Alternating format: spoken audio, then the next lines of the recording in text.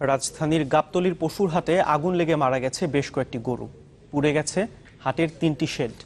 প্রত্যক্ষদর্শীরা জানান, সকাল 10টার কিছু আগে আগুনের সূত্রপাত হয়।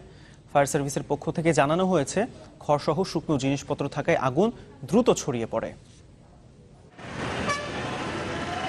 সকাল 10টার কিছু আগে রাজধানীর সবচেয়ে বড় এবং পুরনো গাবতলী পশুর হাটে ভয়াবহ অগ্নিকাণ্ডে শুরু হয়।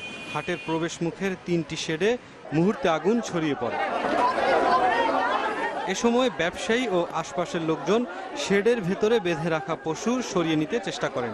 ব্যবসায়ীদের পাশাপাশি গরু, খাসি, ভেড়াগুলো আতঙ্কে ছোটাছুটি শুরু করে।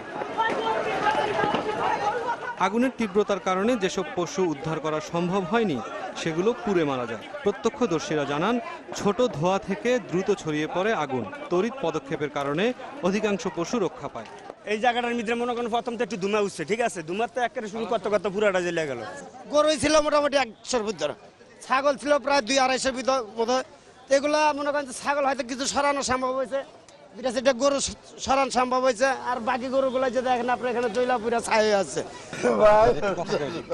ফায়ার সার্ভিসের 5টি ইউনিট আধা ঘন্টার চেষ্টায় আগুন নেভাতে সক্ষম হয়। তাদের দাবি, আগুনে কয়েকটি পশু মারা যাওয়া ছাড়া বড় ধরনের ক্ষয়ক্ষতি হয়নি। ক্ষয়ক্ষতি এখানে 13টা গরু, একটা ভেড়া এবং 4টা ছাগলের ডেড বডি পাওয়া গিয়েছে। কিভাবে আগুনটা লেগেছে এটা আমরা তদন্তের পরে বলতে পারব। খড় সহ শুকনো জিনিসপত্র থাকায় আগুন দ্রুত ছড়িয়ে পড়েছিল বলে মন্তব্য ফায়ার সার্ভিসের। মুরসালিন জুনায়েদ, চ্যানেল 24, ঢাকা।